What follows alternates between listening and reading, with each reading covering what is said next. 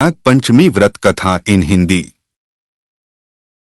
सालों पहले एक नगर में किसी सेठ के 7 बेटे रहते थे।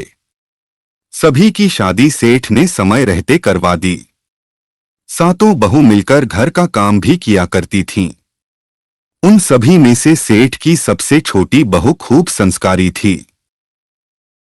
एक दिन यूं ही काम करते हुए घर की बड़ी बहू ने अपनी देवरानियों से कहा कि घर को लीपने के लिए पीली मिट्टी नहीं है, जंगल जाकर मिट्टी लानी होगी। जेठानी के ऐसा कहते ही सभी उसके साथ घर लीपने के लिए मिट्टी लाने के लिए निकल गए।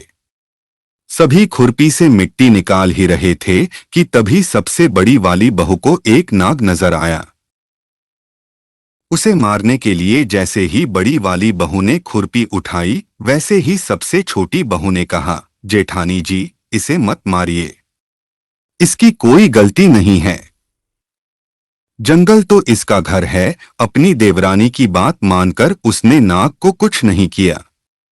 तभी उस छोटी बहू ने नाग से कहा कि आप एक जगह पर अलग से बैठ जाइए, हम तब तक मिट्टी खोदते हैं, फिर आपके पास आएंगे। इतना कहकर सभी मिट्टी निकालने लगे और कुछ देर बाद घर चले गए। सभी के दिमाग से नाग वाली बात निकल गई थी। अगले दिन छोटी बहू को अचानक से याद आया कि उसने नाग को इंतजार करने के लिए कहा था। वो तुरंत अपनी सभी जेठानियों को अपने साथ लेकर नाग के पास चली गई। वहां देखा तो वो नाग उन सभी के इंतजार में उसी जगह पर बैठा हुआ था। नाग को देखते ही छोटी बहू ने प्यार से कहा, भैया, कल हम लोग आपके पास आना भूल गए थे, उस बात के लिए आप हमें माफ कर दीजिए। जवाब में नाग बोला, तुमने मुझे भाई कहा है, इसलिए मैं तुम्हें दंड नहीं दे रहा हूं, नहीं तो अब तक मैं तुम्हें डस चुका होता। आज के बाद में तुम हमेशा के लिए मेरी बहन रहोगी। अब तुम अपने भाई से कोई वरदान मांग लो, मैं तुमसे बहुत खुश हूं। इतना सब सुनने के बाद छोटी बहू ने नाग को बोला, मेरा कोई भी सगा भाई नहीं है, इसलिए मैंने आपको भाई कहा था। अब से आप मेरे भाई हो। अब हरदम मेरी रक्षा करना आपका फर्ज है। बस यही वरदान मुझे आपसे चाहिए।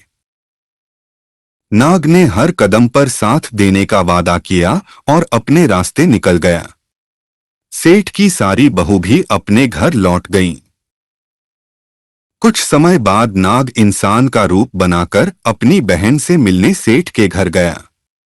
उसने सेठ से कहा कि मेरी छोटी बहन को बुला दो, वो आपकी छोटी बहू है।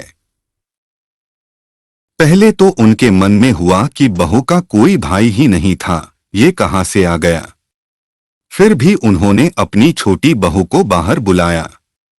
नाग ने फिर साथ में बहन को अपने घर लेकर जाने की बात की। सेठ ने इसकी भी आज्ञा दे दी। तभी नाग ने अपनी बहन से पूछा, कहीं तुम मुझे भूल तो नहीं गई हो न?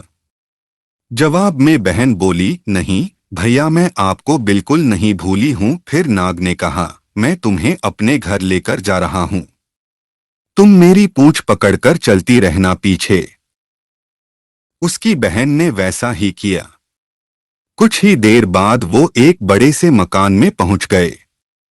वहां हर तरफ सोना चांदी और अन्य कीमती सामान थे। वहां नाग की बहन आराम से कुछ दिनों के लिए रहने लगी।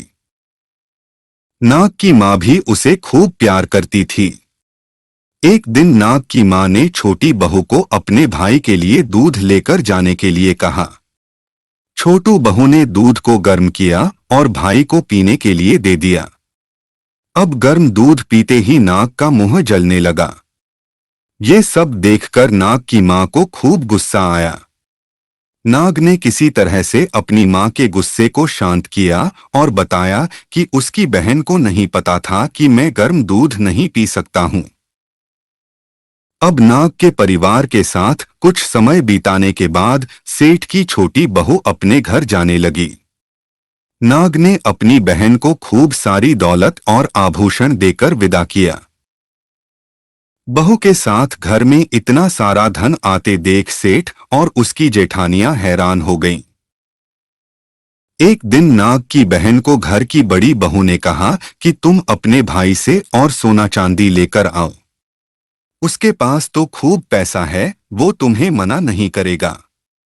छोटी बहू ने अपने भाई नाग को यह बात बताई। इसके बारे में पता चलते ही नाग ने अपनी बहन का घर तरह तरह के आभूषणों से भर दिया। सभी जेवरातों में से एक हीरे का हार बेशकीमती था। उसे देखते ही हर किसी का मन उस पर आ जाता था। होते होते उस हीरे की हार की खबर राज्य की रानी तक पहुंची। उसने छोटी बहू से हार लेकर खुद अपने पास रख लिया। दुखी होकर सेठ की छोटी बहू ने अपने भाई को इसके बारे में बताया।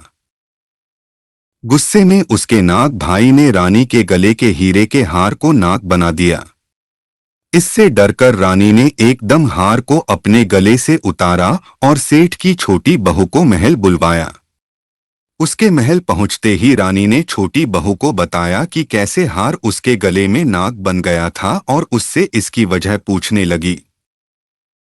तब सेठ की छोटी बहू ने बताया कि नाग भाई ने यह हार सिर्फ मुझे पहनने के लिए दिया है। इसे कोई दूसरा इंसान गले में डालेगा तो यह तुरंत सांप बन जाएगा। इस बात को सही साबित करने के लिए रानी ने सेठ की छोटी बहू को सांप बन चुके हार को पहनने के लिए कहा।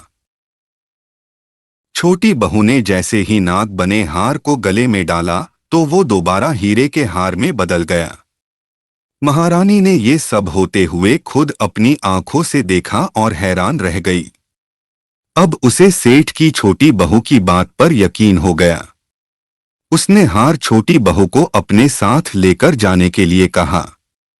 इतना सब होने के बाद रानी ने सेठ की छोटी बहू को कुछ सोने की मुद्राएं देकर महल से विदा कर किया। अब सेठ की छोटी बहू घर में सोने के सिक्के लेकर पहुंची। यह सब देखकर सेठ की बड़ी बहू को जलन होने लगी। उसने सोचा कि क्यों न ऐसा कुछ किया जाए जिससे देवरानी परेशान हो जाए। उसने अपने देवर से पूछा, आखिर तुम्हारी पत्नी को इतने आभूषण, धन, ये सब कुछ कैसे मिल रहा है? तुम्हें उस पर ध्यान देना चाहिए। यूं ही तो कोई किसी को इतना सारा धन, जेवरात और सोने के सिक्के नहीं दे देता है। पता करो कि आखिर क्या मामला है। भाभी से अपनी पत्नी के बारे में इतना सब सुनने के बाद उसके मन में अपनी पत्नी के लिए शक पैदा हो गया। उसकी हर बात को वो शक भरी निगाहों से देखने लगा।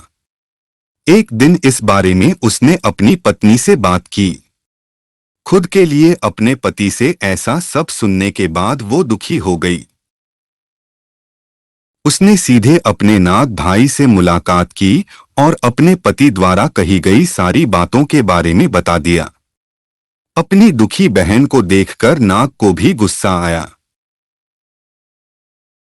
सीधे वो अपनी बहन के पति से मिला और बोला कि अपनी बहन को जेवरात और दूसरे तोहफे मैंने दिए हैं, तुम्हें उस पर किसी भी तरह का शक करने की जरूरत नहीं है। वो बहुत ही अच्छी है और अगर आगे से कभी भी तुमने उसे कुछ गलत कहा या उस पर शक किया तो मैं तुम्हें जिंदा खा जाऊंगा। नाग से ये सब सुनने के बाद सेठ के बेटे ने उससे माफी मांगी और कहा कि आज के बाद से मैं ऐसी बातें बिल्कुल भी नहीं करूंगा। आप मेरे ऊपर गुस्सा मत कीजिए। मैं आपकी बहन को किसी तरह का दुख नहीं होने दूंगा। इतना कहकर वो सीधे घर गया और अपनी पत्नी से भी माफी मांगी। उसके बाद दोनों खुशी खुशी साथ में रहने लगा। इसी तरह सेठ की छोटी बहू हर तरह की मुसीबत में अपने भाई को याद करती और वो उसकी परेशानी को दूर कर देता। इसी तरह नाग पंचमी का त्योहार शुरू हुआ और सभी महिलाएं नाग को अपना भाई मानकर पूजते हुए उन्हें दूध पिलाने लगीं। कहानी से सीख। नाग पंचमी कथा से दो सीख मिलती है। पहली यह कि किसी दूसरे के भड़काने पर और उनकी बातों से प्रभावित होकर अपने लोगों पर शक नहीं करना चाहिए। दूसरी सीख है कि अच्छा करने और सोचने वालों को उसका सकारात्मक फल जरूर मिलता है।